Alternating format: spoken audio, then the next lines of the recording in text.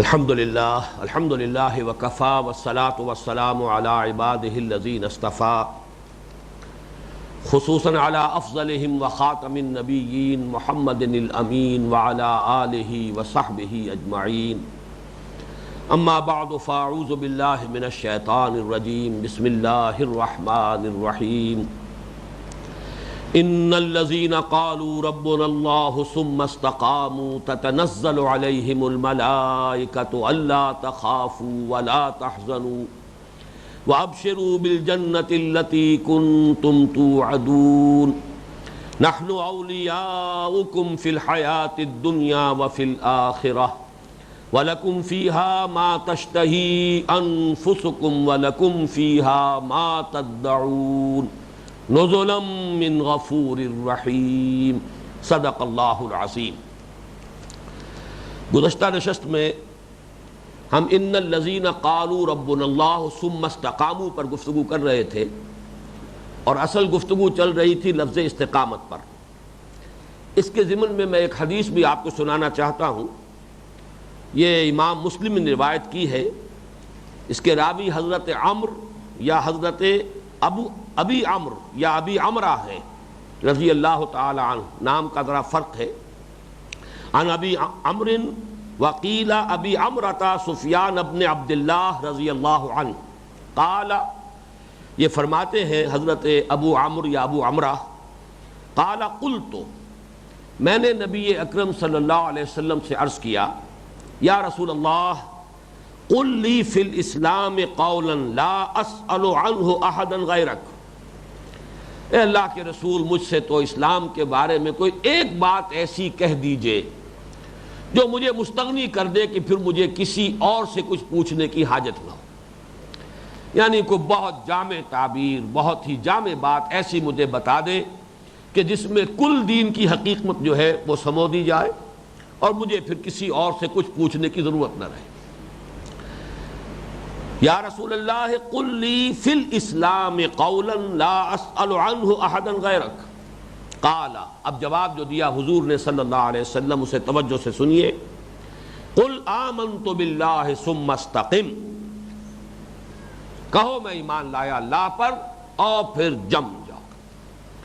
اس استقامت میں جیسا کہ میں نے پچھلی نشست میں عرض کیا تھا، اس استقامت میں قیامت مضمر ہے۔ اب ذرا اس کا تجزیہ کیجئے، یہ استقامت ہے کیا؟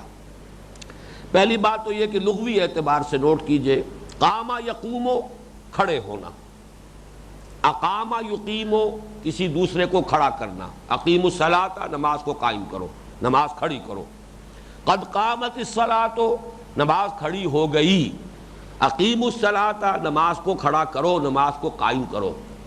اب اس سے آگے جو یہ باب استفعال میں جو آیا ہے استقامت، استقامہ یستقیمو، اس میں ہے کھڑے ہونا اور ڈٹ جانا۔ اردو کا لفظ ڈٹ جانا یہ ہے در حقیقت کہ جو اس کی صحیح ترین تعبیر کرتا ہے، جم جانا، ڈٹ جانا، کسی موقف پر قائم ہو جانا پختگی کے ساتھ، پھر کوئی مخالفت، کوئی چاہے وہ غیر مرئی ہو چاہے مرئی ہو، کوئی لالچ، کوئی بھی وہاں سے انسان کو ہلا نہ سکے، پائے ثبات میں جنبش نہ آئے۔ ان الذین قالوا ربنا اللہ ثم استقاموا، اب اس استقامت کے دو رخ ہیں، ایک استقامت ظاہری یا استقامت خارجی ہے جو نظر آئے گا۔ وہ استقامت کیا ہے؟ جب اللہ کو مان لیا یہ میرا رب ہے، میرا مالک ہے، میرا آقا ہے، اب اس کی اطاعت کیسے ممکن ہے کہ اب اس کے حکم سے سرتابی کی جائے؟ اطیعوا اللہ واطیعوا الرسول فإن تولیتم فإنما علی رسولنا البلاغ المبین، اطاعت کرو اللہ کی اور اطاعت کرو اس کے رسول کی، اور اگر تم روگردانی کرو گے تو جان لو ہمارے نبی کے ذمے صاف صاف پہنچا دینے کے سوا اور کچھ نہیں۔ ان کی ذمہ داری پہنچا دینے کی ہے، وہ ذمہ داری انہوں نے ادا کر دی، آگے ذمہ داری تمہاری ہے۔ تم نے مانا ہے اللہ کو، اب مانو اس کے حکم کو، اس کی اطاعت کرو، اس کے فرمان پر چلو، جس شے کو اس نے حلال کیا ہے اسی پر اکتفا کرو، جس شے کو حرام قرار دیا ہے اس سے رک جاؤ۔ یہ گویا کہ وہ استقامت خارجی ہے، استقامت ظاہری ہے۔ اسی استقامت خارجی، استقامت ظاہری میں وہ چیزیں بھی آ جائیں گی، اس لیے کہ وہ بھی حکم ہے، ادعو الی سبیل ربک، بلاؤ لوگوں کو اپنے رب کے راستے کی طرف۔ یا آپ کا دعوت دینا دوسروں کو، یہ بھی تو ایک خارجی عمل ہے، نظر آئے گا۔ جہاد، قتال اللہ کی راہ میں، یہ سب استقامت ہے۔ استقامت صرف جو ہے اطاعت اس معنی میں نہیں کہ اس نے سور حرام کیا ہم نے نہیں کھایا، شراب کو حرام قرار دیا ہم نہیں پیتے، یہ بھی استقامت میں ہوگا، لیکن یہ ہے کہ جو ہمیں حکم دیے گئے ہیں، ان اقیم الدین، یہ بھی تو حکم ہے، اس کا حکم ہے دین کو قائم کرو۔ تو استقامت کے اندر استقامت خارجی یا استقامت ظاہری جو نظر آئے گی لوگوں کو، اس میں اپنا عمل، اس میں جہاد، قتال، وہ سارا دین کا مکمل جو ہے خلاصہ، اس کا جو عملی پہلو ہے جو لوگوں کی نگاہوں کے سامنے آئے گا، اس سب کو سمجھیے کہ وہ استقامت کا خارجی اور ظاہری پہلو ہے۔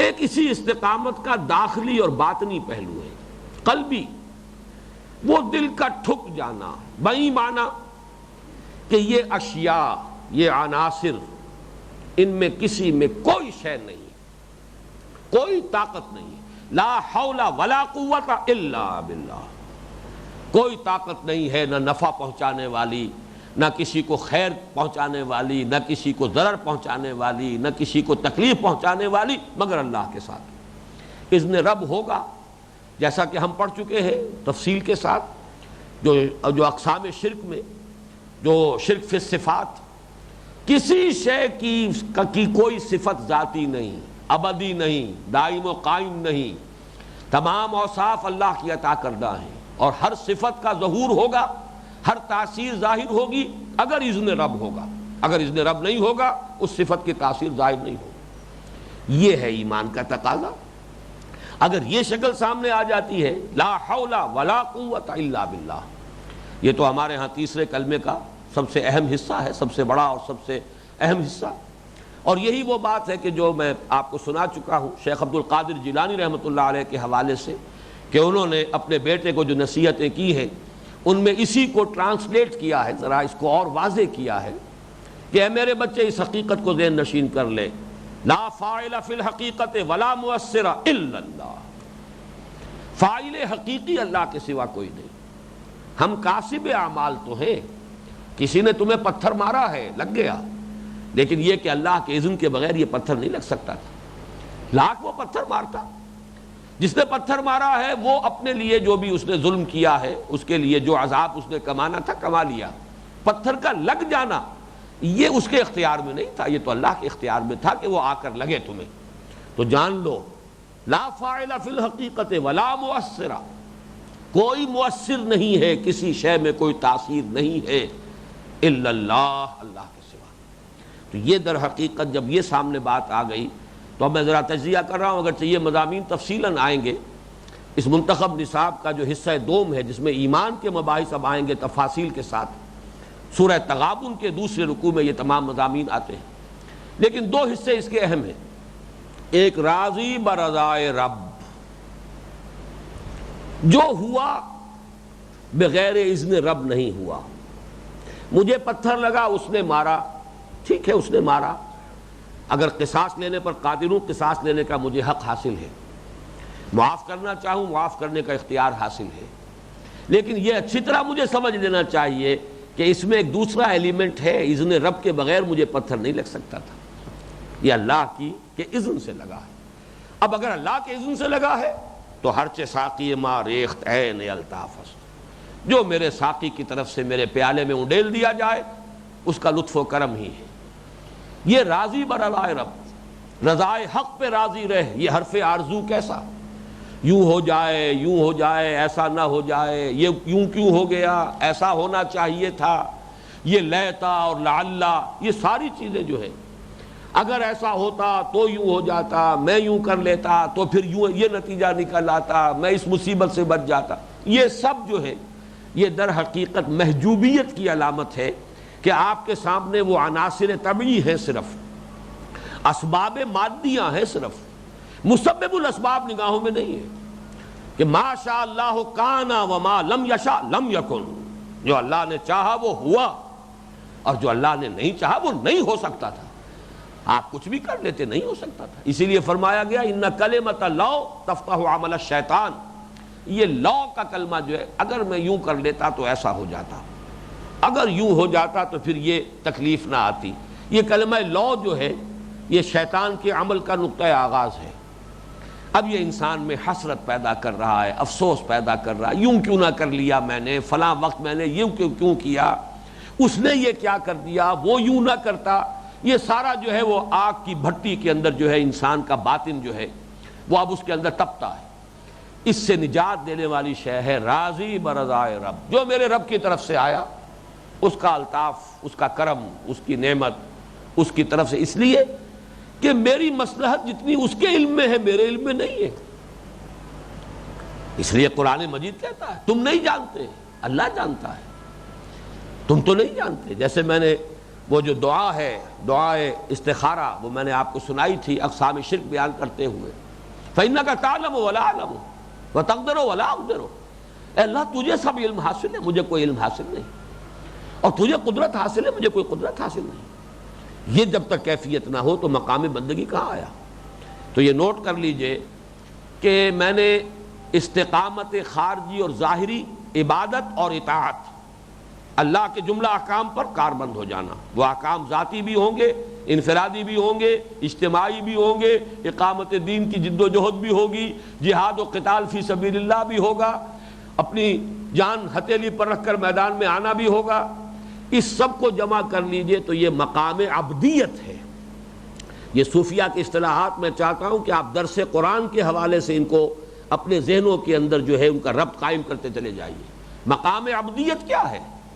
جو حکم سر تسلیم خم، جو فرمان، جو بھی آپ کا حکم ہے حاضر ہے، بدل و جان حاضر ہے، جان نثار کرنے کو تیار ہے، یہ مقام عبدیت ہے۔ یہ دوسرا مقام جو ہے استقامت باطنی، راضی برضائے رب، بروں کشید ز پیچا کہ ہست و بود مرا، چے اقدہا کے مقام رضا کشود مرا۔ یہ جو مقام ہے مقام رضا، اور اسی کا دوسرا پڑتو کیا ہے؟ توکل۔ وسائل و اسباب کو استعمال کرو لیکن بھروسہ ان پر نہ کرو، ہوگا وہ جو اللہ چاہے، سارے اسباب فراہم ہوں، اللہ نہیں چاہے گا نتیجہ نہیں نکلے گا، اور اللہ جب چاہے گا بغیر کسی ذریعے کے، کسی مادی سبب کے جب چاہے گا وہ اب جو بھی آپ کی ضرورتیں پوری کر دے گا۔ یرزقہ من حیث لا یحتسب، وہاں سے رزق پہنچائے گا جہاں سے گمان تک نہیں ہوگا، اس لیے کہ وہ محتاج نہیں ہے اسباب کا، اسباب اس کے اذن کے محتاج ہیں، وہ محتاج نہیں ہے اسباب کا۔ ایسا نہیں ہے کہ اشیاء کو پیدا کر کے، عناصر کو پیدا کر کے، ایلیمنٹس کو پیدا کر کے، ان میں کچھ صفات ودیت کر کے اب اس کے ہاتھ بن گئے ہوں۔ میں کیا کروں، میں تو آگ کے اندر وصف رکھ چکا جلانے کا، اب یہ آگ میں پھینک رہے ہیں ابراہیم کو تو جلے گا ابراہیم؟ نہیں، اختیار مطلق اللہ کا ہے، آگ اس کے اذن سے جلائے گی، اس کا اذن نہیں ہوگا نہیں جلائے گی۔ ان دو چیزوں کو جب جمع کر لیں، راضی برضائے رب، اچھی طرح نوٹ کر لیجئے، آج بالکل الجبرے کے فارمولے کے طریقے سے، جیسے کہ اقسام شرک میں میں نے الجبرے کے فارمولے دیے ہیں آپ کو، راضی برضائے رب اور توکل صرف اللہ پر۔ کچھ نہیں ہو سکتا جب تک کہ اللہ نہ چاہے، کوئی میرا کچھ نہیں بگاڑ سکتا جب تک کہ اللہ کا اذن نہ ہو۔ ان دو چیزوں کو جمع کر لیجئے، اب خوف کس بات کا رہ جائے گا، حزن کس بات پر ہوگا؟ عام طور پر لفظ خوف جو ہے اس کا تعلق مستقبل سے ہے، ایسا نہ ہو جائے، یوں نہ ہو جائے، وہ نہ ہو جائے، کوئی نعمت میرے ہاتھ سے جاتی نہ رہے، کوئی پسندیدہ محبوب چیز جو ہے وہ میرا ساتھ نہ چھوڑ جائے، یہ خوف ہے۔ خوف کا تعلق مستقبل سے ہے۔ حزن کا تعلق دو طرفہ ہے، حزن رنج، جو کچھ ہو گیا آپ کے لیے تکلیف دہ ہے، ناپسندیدہ ہے، طبیعت اس پر ایک افسوس اور رنج کی کیفیت محسوس کر، یہ بھی حزن ہے۔ اور حزن جو ہے آئندہ کے لیے بھی ہوتا ہے۔ یہ جو حضور نے فرمایا تھا غار ثور میں، لا تحزن ان اللہ معنا، ظاہر بات ہے کوئی واقعہ ہو نہیں چکا تھا جس پر کہ حزن جو ہے کر رہے ہیں حضرت ابو بکر صدیق رضی اللہ تعالی، یہ بھی ایک اندیشہ تھا۔ تو اندیشے کی ہی ایک کیفیت حزن بھی ہے۔ خوف کا تعلق ماضی سے ہے، جو مستقبل سے ہے، جو کچھ ہوا ہے، جو کچھ ہونا ہے، اس کا اندیشہ، یوں نہ ہو جائے، ایسا نہ ہو جائے۔ اور حزن کا تعلق ماضی سے بھی ہے، جو کچھ ہو گیا ہے اس پر رنج اور غم اور افسوس، اور مستقبل سے بھی ہے کہ ایسا نہ ہو جائے۔ گویا کہ خوف اور حزن اس اعتبار سے مستقبل کے ساتھ متعلق ہونے کے اعتبار سے ایک دوسرے کے مترادف ہو جائیں گے، لیکن حزن کا چونکہ تعلق ماضی سے بھی ہے لہذا اس کا ایک علیحدہ مفہوم بھی ہے۔ ان دونوں کا زائل ہو جانا یہی مرتبہ ولایت ہے۔ مقام عبدیت اور مقام ولایت، یہ دو الفاظ آج نوٹ کر لیجئے۔ عبدیت اطاعت، عبادت، جو حکم ہو سر آنکھوں پر، جو فرمان ہے حاضر، بسر و چشم حاضر، بدل و جان حاضر، یہ مقام عبدیت ہے۔ سرتابی نہ ہو، انکار نہ ہو۔ اور یہ جو داخلی استقامت ہے، راضی برضائے رب، رضائے حق پہ راضی رہ، یہ حرف آرزو کیسا، خدا خالق، خدا مالک، خدا کا حکم تو کیسا، یہ خامخواہ کی آرزویں، خامخواہ کی تمنائیں، یہ تو جو اللہ چاہتا ہے وہ ہوتا ہے۔ مفت کیوں جان کھوتا ہے، جو خدا چاہتا ہے ہوتا ہے۔ بڑے آسان الفاظ میں یہ حقیقت جو ہے شاعروں نے بیان کی ہے، اور بہت صحیح حقیقت ہے۔ اسی طریقے سے کوئی آرزو یوں ہو جائے یوں نہ ہو جائے، اللہ بہتر جانتا ہے، اللہ جانتا ہے، تم نہیں جانتے۔ عسیٰ ان تکرہوا شیئا وہو خیر لکم وعسیٰ ان تحبوا شیئا وہو شر لکم واللہ یعلم وانتم لا تعلمون۔ ہو سکتا ہے تم کسی چیز کو ناپسند کرو درحالے کہ اس میں تمہارا خیر ہو، کوئی چیز تمہیں بڑی پسند ہو درحالے کہ اس میں تمہارے لیے برائی ہے، ضرر ہے، نقصان ہے۔ اللہ جانتا ہے، تم نہیں جانتے، تو تفویض کرو اپنا معاملہ اللہ کے حوالے کرو۔ فوضوا امری الی اللہ ان اللہ بصیر بالعباد۔ ان کیفیات باطنیہ کو جب جمع کر لیں گے، یہ ہے مرتبہ ولایت۔ اس کے لیے اب میں وہ 3 آیات آپ کو پھر سنا رہا ہوں۔ اب یہ 3 آیتوں کا ایک خوبصورت گلدستہ جو ہے، یہ سورہ یونس میں آیت 62، 63، 64۔ الا ان اولیاء اللہ لا خوف علیہم ولا هم یحزنون الذین آمنوا وکانوا یتقون۔ آگاہ ہو جاؤ، اللہ کے دوستوں کے لیے نہ کوئی خوف ہے نہ کوئی حزن ہے۔ وہی الفاظ جو ہم اس آج کے درس میں پڑھ رہے ہیں، اللہ تخافوا ولا تحزنوا، اس لیے کہ ایک ہوتا ہے فوری طبعی اثر، وہ اس کے منافی نہیں ہے۔ چیونٹی نے کاٹا آپ کا ہاتھ یا آپ کا پاؤں جو ہے، اس میں ایک حرکت پیدا ہو گئی، یہ ایک غیر اختیاری سی بات ہے، یہ تو ریفلیکس ایکشن ہے، اضطراری فعل ہے۔ اس درجے میں متاثر ہو جانا یہ اس کے منافی نہیں ہے، لیکن اس کا کوئی دائمی اور مستقل اثر انسان کے ذہن پر، سوچ پر، دل پر قائم ہو جائے، یہ ایمان کے منافی ہے۔ راضی برضائے رب، جو بھی آیا ہلکا سا پردہ آیا گیا، طبعی طور پر ایک اثر ہوا، فوری اثر ہوا، گیا۔ ٹرانزینٹ ہے ایک کیفیت کے جو ہو جائے، اس کے اندر کوئی دوام اور استقلال اگر ہے تو بس ایمان کے منافی ہے۔ یہ ہے مرتبہ ولایت۔ لیکن یہاں نوٹ کیجئے، کون ہوتے ہیں ولی؟ ولی جو ہے ان کے سروں پر کوئی سینگ نہیں ہوتے، ولی کوئی علیحدہ نوع نہیں ہے انسانوں کی، یہ انسان ہے۔ ایمان حقیقی ہو، تقوی واقعی ہو، وہی ولی ہے۔ ولی اور ہے کون؟ الا ان اولیاء اللہ لا خوف علیہم ولا هم یحزنون الذین آمنوا وکانوا یتقون۔ ولی کی ڈیفینیشن تو یہ ہے، ایمان ہی کی گہرائی ہوتی ہے در حقیقت جو درجہ احسان تک انسان کو لے جاتی ہے۔ وہ ایمان اتنا گہرا ہو جائے، کانک تراہ فإن لم تکن تراہ فإنہ یراک، وہ علم الیقین، عین الیقین کے درجے کو اور حق الیقین کے درجے کو پہنچ جائے، یہی ایمان کا درجہ ہے۔ تو ایمان ہی ہے در حقیقت اسی کا ایک درجہ، اسی کی گہرائی اور گہرائی جو ہے اس کا ایک درجہ یہ ہے الذین آمنوا وکانوا یتقون۔ اب دیکھیے تقابل کے لیے میں یہ عرض کر رہا ہوں، فرمایا لہم البشریٰ فی الحیات الدنیا وفی الآخرہ، ان کے لیے بشارتیں ہیں دنیا کی زندگی میں بھی اور آخرت میں بھی۔ اور یہاں جو ہم آیات پڑھ رہے ہیں، فرشتے کیا کہتے ہیں؟ تتنزل علیہم الملائکۃ الا تخافوا ولا تحزنوا وابشروا بالجنۃ التی کنتم توعدون۔ وہی لفظ بشارت یہاں بھی ہے، بشارت حاصل کرو اس جنت کی جس کا تم سے وعدہ کیا جاتا رہا۔ معلوم ہوا کہ وہی 3 الفاظ، زوال خوف، زوال حزن اور بشارت، لہم البشریٰ فی الحیات الدنیا وفی الآخرہ، ان کے لیے بشارتیں ہیں آخرت کی زندگی میں بھی اور دنیا کی زندگی میں بھی۔ یہی مرتبہ ولایت ہے۔ تو گویا کہ یہاں اس لفظ استقامت میں استقامت خارجی اور ظاہری ہے تو مقام عبدیت ہے، استقامت باطنی ہے راضی برضائے رب اور توکل علی اللہ، یہ دونوں چیزیں اگر حاصل ہو گئی ہے یہ مرتبہ ولایت ہے۔ اب آئیے اس آیت میں استقامت ہے کے حوالے سے ایک حدیث میں آپ کو آج اور سنا دینا چاہتا ہوں یہ حضرت ابو ہریرہ سے مروی ہے، اور یہ بھی مسلم شریف کی روایت ہے، صحیح مسلم کی۔ عن ابی ہریرہ قال قال رسول اللہ صلی اللہ علیہ وسلم قاربوا وسددوا واعلموا انہ لن ینجو احد منکم بعملہ۔ حضور نے ارشاد فرمایا، مسلمانوں میانہ روی سے کام لیا کرو، عبادات میں اور اس میں بھی غلو نہ کرنا۔ یہ غلو جو ہے جب انسان کرتا ہے تو پھر یہ غلو انسان کو پچھاڑ دیتا ہے، پھر ریئیکشن ہوتا ہے، رد عمل ہوتا ہے۔ میانہ روی، قاربوا وسددوا، البتہ اس میانہ روی میں استقامت اختیار کرو۔ یہ نہ ہو کہ ایک وقت میں تو جذبہ جو ہے آسمان کو چھو رہا ہے اور ایک وقت میں جھاگ بن کر بیٹھ گئے، یہ کیفیت جو ہے یہ پسندیدہ نہیں ہے۔ اعتدال کی روش اختیار کرو، اور اعتدال ہی کے ساتھ سددوا، یہ امام نووی نے اس کی وضاحت کی ہے، المقاربۃ القصد الذی لا غلو فیہ ولا تقصیر، وہ میانہ روی جس میں غلو نہ ہو۔ ہاں اللہ کے حکم کو تو بہرحال نہیں توڑنا، جو اللہ کا حکم ہے، جو فرائض ہیں وہ ادا کرنے ہیں، جو حرام ہے اس سے بہرحال رک جانا ہے، لیکن اس سے آگے جا کر نوافل میں غلو کرنا، آگے بڑھنا، زیادتی کرنا، یہ ہے جس سے حضور روک رہے ہیں۔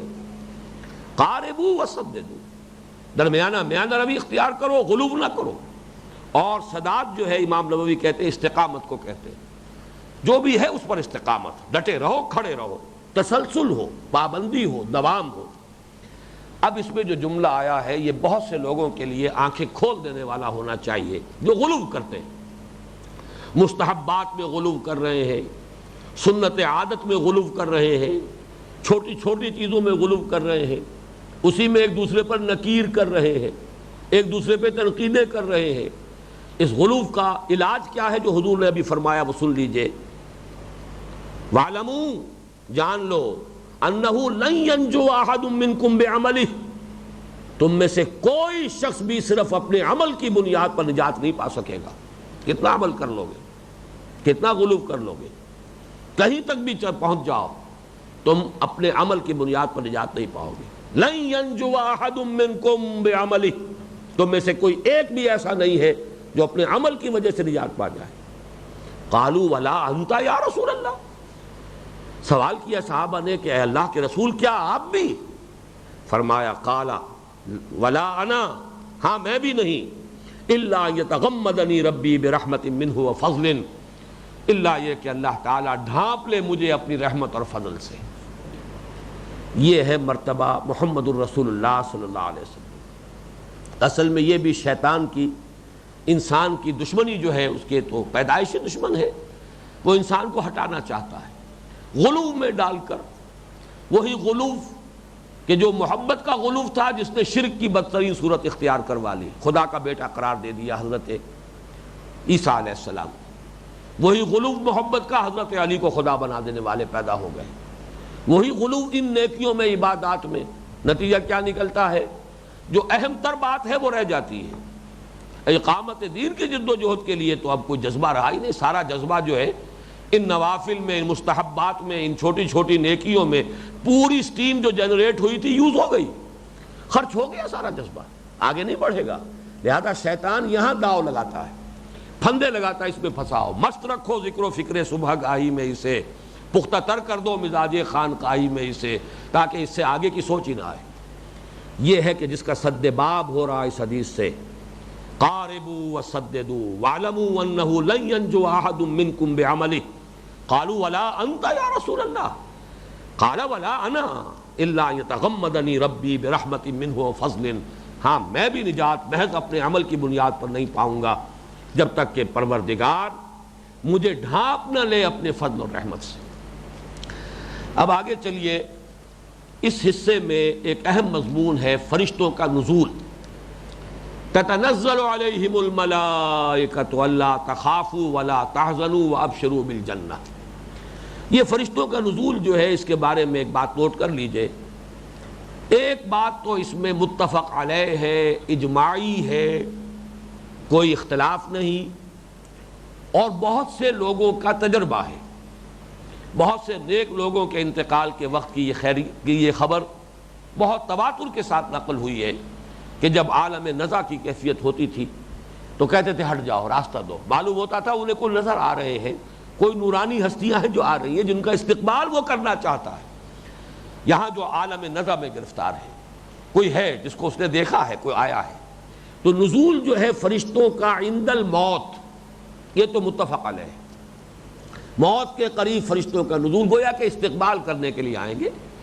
عالم خلق سے عالم امر کی شے عالم امر کو لوٹ رہی ہے، اس عالم امر ہی کے کارندے آ رہے ہیں. فرشتے کون ہیں؟ عالم امر کے کارندے ہیں، وہ آ رہے ہیں استقبال کے لیے.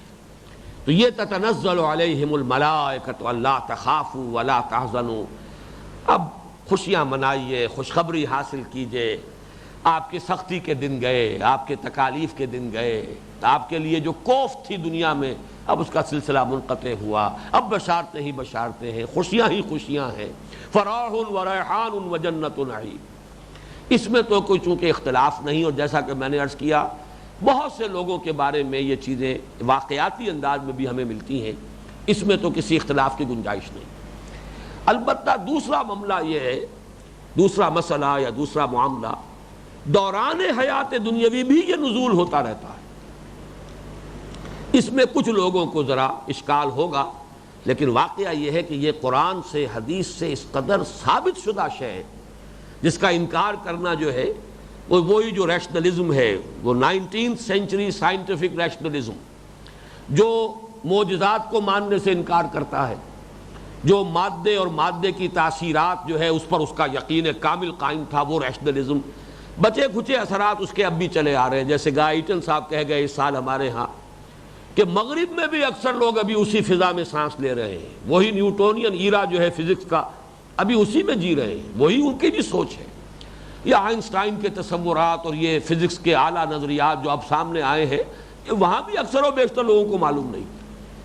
اس کا نتیجہ کیا ہے کہ اس کو ذرا مانتے ہوئے طبیعت جو ہے وہ اپراتی ہے کہ کیا دوران حیات دنیا میں بھی فرشتے نازل ہوتے ہیں. میری رائے اس کے بارے میں پازیٹیولی یہ ہے کہ نازل ہوتے ہیں. اس کا ثبوت سورہ انفال اور سورہ آل عمران میں دو جگہ پر فرشتوں کا نزول مسلمانوں کی مدد کے لیے نص قطعی سے ثابت ہے. غزوہ بدر میں فرشتے آئے، غزوہ احد میں فرشتے آئے. اور یہ دو آیتیں جو ہیں نوٹ کر لیجئے، سورہ انفال کی آیت نمبر 10 ہے، سورہ آل عمران کی آیت نمبر 126.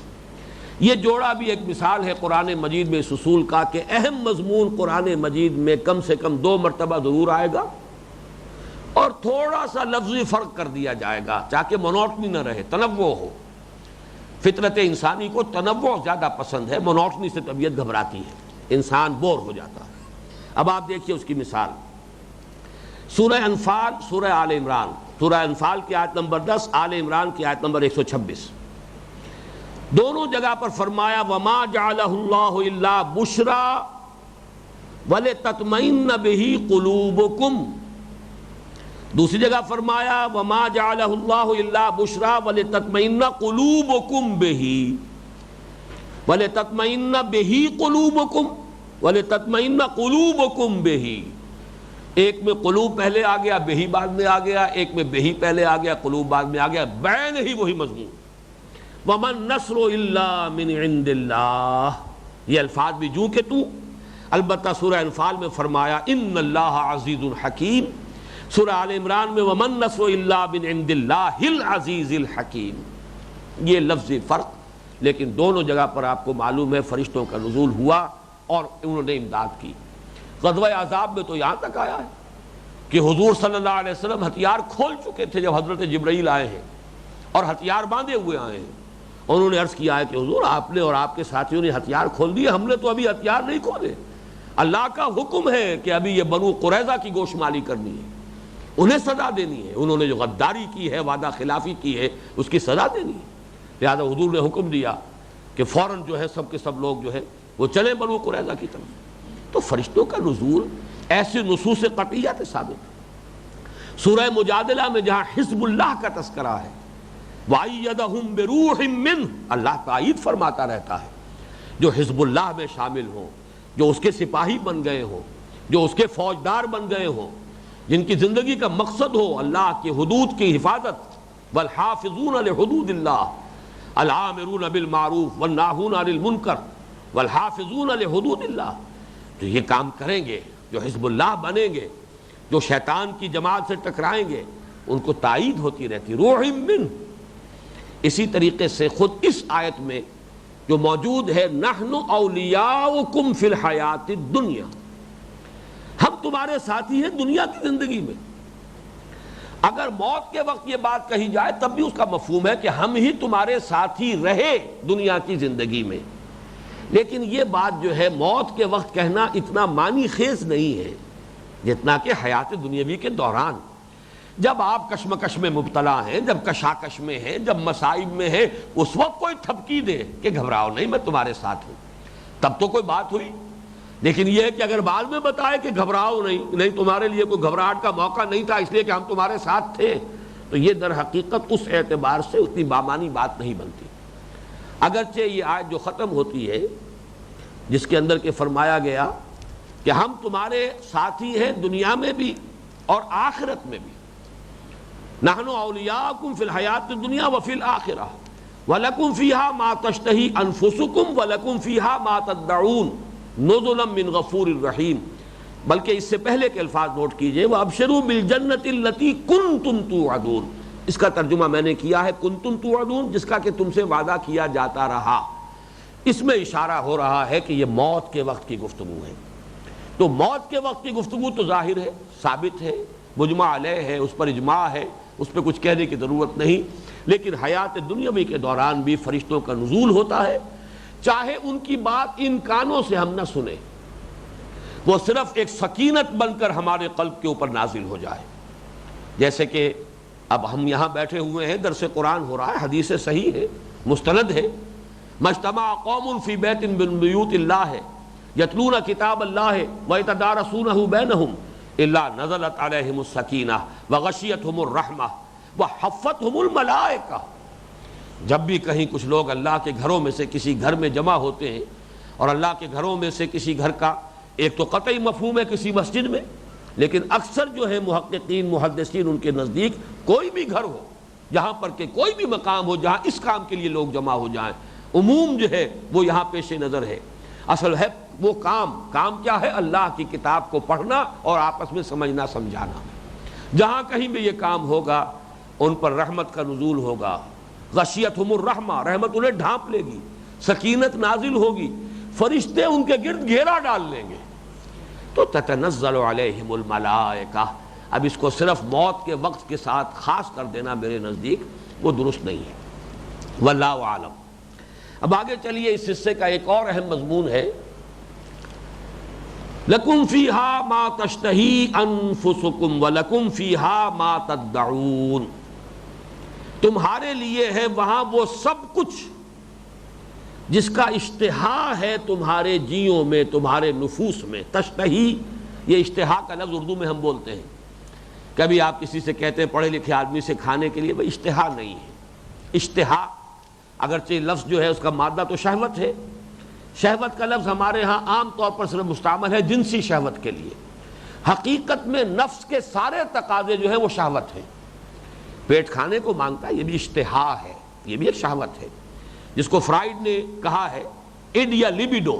جو بھی نفس کے تقاضے ہیں، اس نفس کے اندر سے جو تقاضے ابھرتے ہیں پریزرویشن آف دی سیلف کے لیے، پریزرویشن آف دی اسپیشیز کے لیے، بقائے ذات اور بقائے نسل کے لیے جو تقاضے نفس کے اندر سے ابھرتے ہیں، چاہے وہ کھانے کے ہوں، پینے کے ہوں، وہ جنسی خواہش ہو، وہ سب شہوت ہے. تو فرمایا وہاں سب کچھ ہے تمہارے لیے جس کی اشتہا تمہارے نفوس کے اندر ہے. ہم نے ڈالی ہے، یہ نفوس ہم نے پیدا کیے ہیں. ہم جانتے ہیں کہ ان نفوس میں کن کن چیزوں کی خواہش اور اشتہا ہے. وہ ساری تسکین کا سامان، ان تمام تقاضوں کی بھرپور تسکین کا سامان اس جنت میں فراہم کر دیا گیا ہے. یہ بات بھی بعض حضرات کو جو نسبتاً زیادہ شعور کے اعتبار سے ذرا اپر لیول پر ہوتے ہیں ذرا کھلتی ہے. یہ کیا قرآن مجید میں حور و قصور کا تذکرہ ہو رہا ہے اور کھانے پینے کی نعمتوں کا تذکرہ ہو رہا ہے، یہ ساری چیزیں جو ہے یہ تو بڑے انسان کے بڑے سفلی تقاضے ہیں. بڑے ادنا تقاضے ہیں، یہ تو نفس کے تقاضے ہیں، تو بعض اوقات طبیعت جو ہے منقبض ہوتی ہے۔ اور میں نے بارہا یہ بات عرض کی، اب بھی یاد آ گئی ہے تو بیان کر رہا ہوں، خود میری یہ کیفیت رہی ہے بہت عرصے تک۔ غض بصر کرتا تھا جب قرآن مجید کے ان مقامات سے گزرتا تھا تو غض بصر کر کے ذہناً گزر جاتا تھا، یعنی بات اچھی نہیں لگتی تھی کہ کیا ذکر ہو رہا ہے حوروں کا اور کچھ، اور ان کی پھر ان کی رنگت، ان کی آنکھیں ایسی خوبصورت ہوں گی، اور ان کے وہ جو بھی ساری تفاصیلیں جانے کی ضرورت نہیں ہے، تو طبیعت میں کچھ انقباض سا ہوتا تھا۔ اب میں نہیں کہہ سکتا، یہ تو میرا تجربہ ہے، جب پہلی مرتبہ میں نے جو شیخ القراء تھے محمود خلیل حسری، ان کی تلاوت کا ریکارڈ سنا ہے سورہ رحمان کا، اور سورہ رحمان ان میں سے جن میں غض بصر کر کے گزرتا تھا، اس کے تیسرے رکوع میں سے۔ پھر کچھ سالوں کے بعد اللہ تعالیٰ کا مجھ پر خاص فضل ہوا، یہ تو کراچی میں وہ کہیں آئے تھے 54 میں، صدر ناصر صاحب جب آئے تھے دورے پر پاکستان کے، یا تو 58 ہے یا 54 ہے، اس وقت آئے تھے شیخ محمود خلیل حسری ان کے ساتھ۔ اس وقت انہوں نے جن صورتوں کی تلاوت کراچی میں کی تھی ان میں سے سورہ رحمان بھی تھی۔ پھر بہت عرصے کے بعد لاہور میں بھی آئے، یہاں جامعہ رشید، جامعہ اشرفیہ میں ان کا ایک محفل قرات ہوئی، وہاں سورہ واقعہ، اور سورہ واقعہ میں بھی وہی مضامین ہیں، وہ تو دونوں صورتیں جو ہیں جڑواں ہیں، ایک ہی مضمون ہے دونوں میں۔ تو غض بصر کرتا تھا میں، لیکن یہ قرات سننے کے بعد معلوم ہوا کہ کوئی جالا سا تھا دل کے اوپر سے، کوئی حجاب تھا جو اتر گیا، کوئی عقلی توجیہ میرے پاس نہیں ہے۔ اور میں تو اس واقعے کو، اپنے تجربے کو بیان کیا کرتا ہوں کہ حسن قرات جو ہے قرآن مجید کی، اس کی اپنی تاثیر ہے، معنی جو اس کے ہیں، مطالب جو اس کے ہیں، ان سے ہٹ کر اس کا جو صوتی آہنگ ہے، اس میں جو اللہ تعالیٰ نے ایک ملکوتی غنا رکھا ہے، یہ ڈیوائن میوزک جو اس کے اندر ہے، اس کی اپنی تاثیر ہے، انڈیپینڈنٹ آف میننگز، ان کے معنی سے بالکل جدا اور آزاد اس کی ایک تاثیر ہے۔ اس کا مجھے ذاتی تجربہ ہوا ہے، بارہا میں نے پہلے بھی عرض کیا، آج بھی عرض کر دیا ہے بہرحال۔ لیکن اس کی پھر عقلی توجیہ بھی سامنے آ گئی، اور یہ اسی وقت آئی جب کہ قلب پر سے حجاب اتر گیا۔ بڑا پیارا جملہ ہے مولانا محمد منظور نعمانی صاحب کا، کبھی انہوں نے کہا تھا کسی ایک معاملے میں، اصل تبدیلی تو دل کی تبدیلی ہوتی ہے، دماغ تو کرائے کا وکیل ہے جو دلائل فراہم کر دیتا ہے۔ وکیل کا کام کیا ہے؟ کسی مقدمے کا مدعی چلا جائے اس کے حق میں دلائل نکال دے گا، اگر اسی مقدمے کا مدعا علیہ اس کے پاس آ گیا ہوتا اس کے لیے دلائل کے انبار لگا دے گا۔ تو وکیل کا کام تو یہ جو پیسے دے، جو فیس دے، وہ اپنے حق میں دلائل جو ہے اس سے اس کے انبار لگوا لے۔ تبدیلی دل کی ہوتی ہے، تو میرا بھی یہ تجربہ بھی ہے اس کا، جب دل پر سے وہ غبار اتر گیا تو عقلی توجیہ بھی سامنے آ گئی، ورنہ یہ کہ جب تک وہ دل پر غبار تھا وہ عقلی توجیہ جو ہے وہ سامنے نہیں آ رہی تھی۔ اور توجیہ کیا ہے اس کو اچھی طرح سمجھ لیجئے، خالص منطقی بات ہے، 100% درست۔ اس دنیا میں اللہ کا ایک بندہ اپنے نفس کے تقاضوں کی لگام کھینچ کر رکھتا ہے، نفس چاہتا ہے یہ شے مجھے حاصل ہو جائے، آپ کہتے ہیں نہیں حرام ہے، آپ نے ڈینائی کیا، اس کو روک دیا، اس کو آپ نے اس کی لگام کھینچی۔ وَنَهَى النَّفْسَ عَنِ الْهَوَىٰ أَمَّا مَنْ خَافَ مَقَامَ رَبِّهِ وَنَهَى النَّفْسَ عَنِ الْهَوَىٰ، خواہش کو آپ نے تھاما۔ آپ بھی حرام خوریاں کریں، اللہ تللے ہو جائیں گے۔ ایک شخص رشوت نہیں لے رہا، روکھی سوکھی کھلا رہا ہے اپنے بچوں کو، اس کے دل پر بیت رہی ہے جو بیت رہی ہے، اسے معلوم ہے کہ میں بھی رشوت اگر لوں تو انہیں میں پراٹھے بھی کھلا سکتا ہوں اور انہیں حلوے مانڈے کھلا سکتا ہوں، لیکن نہیں، روک رہا ہے اپنے آپ کو کہ حرام ہے۔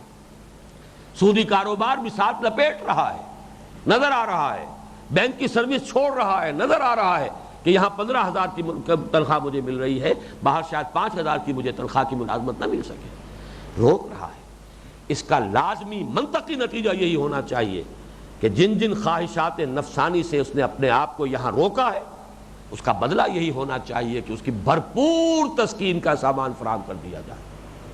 لَكُمْ فِيهَا مَا تَشْتَهِي أَنفُسُكُمْ، وہ سارا سامان تو ہم نے وہاں فراہم کر ہی دیا ہے، جس جس شے کی اشتہا تمہارے اندر ہے وہ سب ہم نے فراہم کر دی۔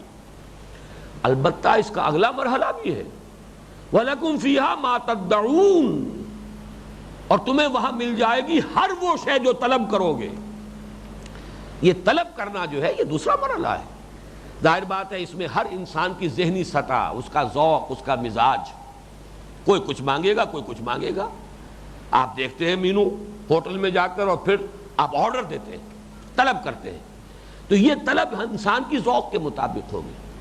میں نے بارہا وہ عرض کیا ہے، ایک واقعہ ڈاکٹر یقین میرے کلاس فیلو پرانے دوست، انہوں نے مجھے یہ واقعہ سنایا، اور مجھے یہ مقام جب بھی میں یہاں آتا ہوں وہ واقعہ یاد رہتا ہے کہ وہ جا رہے تھے کہیں انگلستان، اپنے بچوں سے پوچھا ہر ایک سے کہ تمہارے لیے کیا لاؤں، تمہارے لیے کیا لاؤں۔ چھوٹی بچی نے کہا میرے لیے پینسل لے کر آئیے۔ اب وہ ہنسے، اس نے انگلستان سے پینسل منگوائی۔ کیوں منگوائی یہ پینسل؟ اس لیے کہ اس سے زیادہ کا بھی اس کا کوئی شعور ہے ہی نہیں، اسے کیا پتا اور کیا نعمتیں ہیں، کیا اس دنیا کے اندر اور چیزیں ہیں۔ اس کا چھوٹا سا ذہن، اسے شاید والدہ جو ہے روکتی ہوں گی، پینسل اس کے ہاتھ میں نہیں آنے دیتی ہوں گی، دیواروں کو خراب کرے گی، کہیں اور ادھر ادھر کچھ اور نقش و نگار بنائے گی۔